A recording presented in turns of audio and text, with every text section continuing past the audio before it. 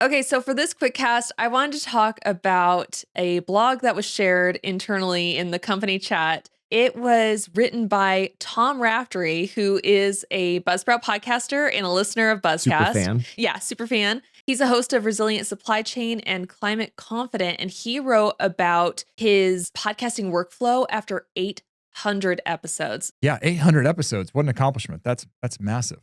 So, I mean, his podcast is about like supply chain and you got to make sure that everything's like running really smoothly, and it's so interesting reading through his process of podcasting and also his like philosophy of podcasting, like when it's working through that lens of like supply chain.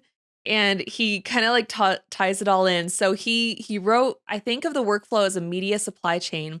There are inputs, quality gates, dependencies, production steps, packaging, hosting, publishing, feedback loops, and a constant search for the next bottleneck. I love it. That's great. Yeah. So some of my favorite takeaways from his experience, I read through this. I'm going to link to it in the show notes. I highly recommend that you read through it. It's so well written. Tom's got a great voice in his writing. But one of the things I really enjoyed, he said, consistency happens when you remove as many pain points as possible. And I think a lot of us kind of assume that we're going to be consistent with our podcasting. We're going to stay consistent just through like pure grit. And he's saying like, no, actually, that's a good way to burn out. And the best way to continue podcasting and make sure that you are continuing is by making it as easy as humanly possible on yourself. Isn't almost everything like this? Like you can white knuckle your way through a few workouts. You can force yourself to a diet for a short period. Anything you're like, I really want to do this, I'm going to do it. You can do it for a couple days. And it's when anything goes slightly off plan that you're like, oh gosh, my 2 workouts every day plan actually is going to be kind of tough when we're on vacation. I have no clue how to solve this, and it all unravels. And like podcasting fits into this group. Like you can force yourself to do a few episodes no matter what. No matter how bad the supply chain, the media supply chain is. But at some point, you need to have like smoothed it out so that it kind of is happening naturally, like the equivalent of laying out the gym clothes the night before so that you can just wake up and go rather than having to like figure it out on the fly every single day. One of the things that he mentioned is a bottleneck that I've personally been encountering in my podcasting experience too, which is probably why it resonated so much with me and I included it in this list.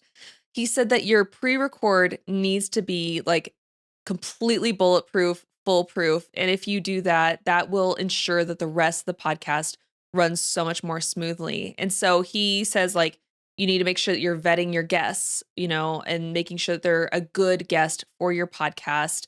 You need to always be prepared. So make sure that you have like backups and contingencies. He says to include like recording details in the calendar invite, which I love. This is a big one. Coaching guests on audio and video. The thing is I've encountered, especially with our podcast, Happy to Help, the people that we have on as guests, they're not podcasters. Like the vast majority of the time. They're not. They don't have experience with that. They might be doing like some Zoom calls and consultancy kind of things. And I think that Tom often encounters the same thing where the people he's interviewing for his podcast, like they're not podcasters. And so he has to kind of like coach them and get them comfortable on the camera. And so one of the things that really helps with that is doing like a pre-recording warm up, which I love doing this. It's great to just kind of like chat with people about something that they're passionate with. And it makes them a little bit more comfortable in front of the camera and they feel like, okay, I'm at ease. Like I can do this interview now because this is a friendly encounter. But I've totally had things where I wish that I did the painful thing and had like a tough conversation with a guest, because there's been so many times where I kind of like white knuckle through a recording, even though I know it doesn't sound quite right. And I'm like, I know I can fix it in post. Like I know I can. But really, that makes so much extra work for me in the long run. And then I start like dreading editing this episode, right? It's a great point. The stuff that he's listing here, I think, is the stuff that when it goes wrong, it's not insurmountable stuff. Like if you have a guest on your show and they're uncomfortable on camera, like you can grind through that, but it's removing a lot of the joy and it's removing a lot of the polish that you worked so hard for in your episodes. if you have a guest who's like talking off topic, or they're whatever, like you see a lighting change that they could make, that would be an easy adjustment, but now you're into the recording and you don't want to mess up with stuff right in the middle of the recording. These are little things that steal the joy and the craft, or maybe what makes your show unique and different. And getting it right up front, I think, is a great protection measure to protect your joy, to protect your time, and protect sort of maybe the brand or the style of your podcast. And so I love this as a checklist, and I think everyone could have their own version of that for sure. Mhm. I like these little things, like recording details are in the calendar invite. And I think I'm always the stickler for these in my own life, where I'm like, okay, we're going to use the same Google Meet room every time, no matter what. And over time, like it gets a little bit easier because you don't sit there and go, hey guys, you got a room, got a link for us. It's always the same room. Mhm. And so everybody knows how to get there. The room is always in the calendar invite. The calendar is always the same time unless we want to change it. And each of those, like, it's already decided, just takes one of the things off the table, so that when there inevitably I'm running 10 minutes late, it's not the third inconvenience. It's just the one tiny one that doesn't really matter.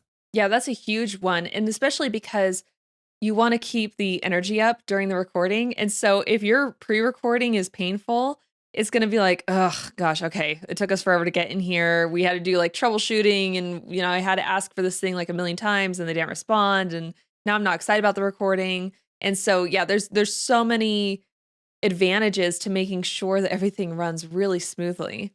All right, so I have a third one here that I love. And this is, I mean, I don't want to say this is like my favorite part, but it's pretty close to my favorite part. And you'll see why. Tom talked about how instead of being like loyal to like your tool set, ask yourself like what part of the workflow keeps breaking and improve your tool stack from there. And in this point, he talks about how important it is that a company has support. And so he talks about how he uses Buzzsprout to host both of the podcasts. And he said that support is easy to undervalue until something breaks, which is so true. All right, can I tell a story on this point? I think I'm a huge Airbnb advocate, and it's always so smooth. You can find a great place. I come from a big family, so if we all get together, we need a big house, and Airbnb is the best way to do it. And we've stayed in tons of Airbnbs over the years, to the point that like we don't look for hotels, we look for Airbnbs. And so when I went to this wedding a couple weeks ago, we got a really bad Airbnb. And it wasn't Airbnb's fault, but there were a bunch of bugs in it and it was bad. So we just messaged him and go, hey, we can't stay here. It violates the policies. We got a hotel. And then the support was so bad for a few days. And I was talking to my wife and I was like, I'm not upset that we lost the money from this Airbnb, if that's the result. What I'll be really upset about is that we'll lose Airbnb because there's no way I can do this again. Like I can't commit to, if we went on a big vacation to Italy or something, like you can't get an Airbnb under that scenario if they don't solve this. And I'm like lamenting this and going, I don't think they're going to pull it out. And then like the next day, my wife's like, let me step in. I'll email them. And she sends them one message and she got the right person because they go, oh, I'm sorry. Our mistake. We refunded it. Everything's taken care of. Tickets closed. And it had been like 5 days. I was like, oh, wow. It's good to get that money back. But the big part was, as soon as you lose your trust in a product, it's like gone. And it stinks for everybody. It stinks for the company, but it also stinks as the user, because then you don't feel like, even if it works 99% of the time, I'm just kind of waiting for the other shoe to drop. Does that make sense? Yeah, there's a lot of products that I have stopped using because it's impossible to find their like support email. You'll go through all the help articles and they have like a ton of like unhelpful help articles that maybe are like outdated. It was for like previous versions or something like that. And then you're like trying to find like, okay, no, how do I just like talk to somebody? And then the chat just like keeps sending you to like these help articles that weren't helpful in the first place. And like you just never reach a person.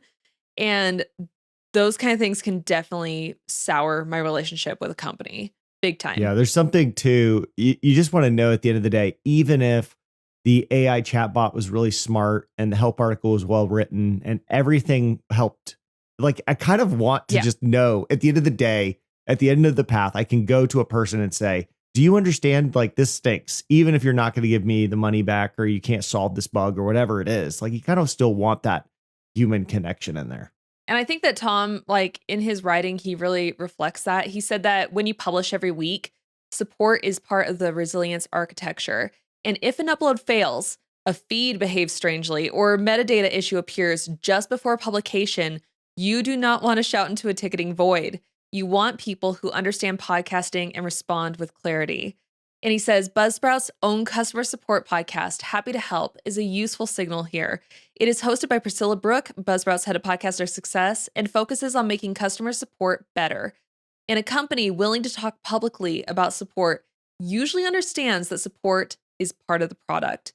And I love this so much because I really truly feel in my heart that our support, the support that Buzzsprout has, is a feature. It is absolutely part of the product. It is like one of like the most shiny things that we have. I just love that one of our customers feels that, like that they understand that and they see it. Yeah, we could do a whole episode on support. I think we have done partial episodes at least. Priscilla's been on the podcast a few times, but it's such a difficult balance to strike between you want every customer to experience your support at some level, especially when it's really good and you really care and you love connecting with people and interacting with them again. But and then again, you don't necessarily want them to, because that means something, probably they're struggling somewhere, something went wrong. The majority of our support tickets are not necessarily because something is broken. It's usually the result of a misunderstanding or I don't know how to do something. And I love that when people get to interact with us, just because they want clarity around something or they want to do something better. I hate it when it's the result of something breaking. But either way, I love it when people get to experience our support, because our team, we only hire people who really do care about helping people succeed. That's why we renamed the team from support to success. Again, I don't want to go on and on about it, but I do love the fact that Tom wrote about that. And it is a good part, or an important part, of being able to run a successful and consistent production, is making sure you have a team around you, and not necessarily meaning like a co-host and a producer, but also like the software that you're using, the team behind those products being a part of your team. One thing I would add to this, Jordan, I really like from this episode was he treats the finished episode as a metadata factory. And the idea is at the end of the episode, you're trying to make sure that you're not losing value after you record. You've got titles, guest profiles, transcripts, thumbnails, all these extra pieces. You need to make sure that your flow of your podcast is easy enough that you have energy at the end to still optimize the episode somewhat. And make sure you're writing a title and you're not just burned out. So you just skip all these extra steps. That he's basically optimized it so there's still energy at the moment of publication.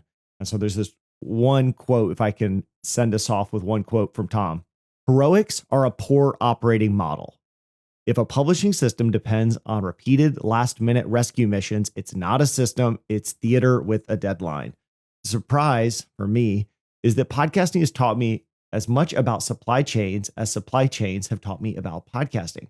Flow matters, bottlenecks matter, quality control matters, consistency matters, support matters. Resilience is built before the disruption arrives.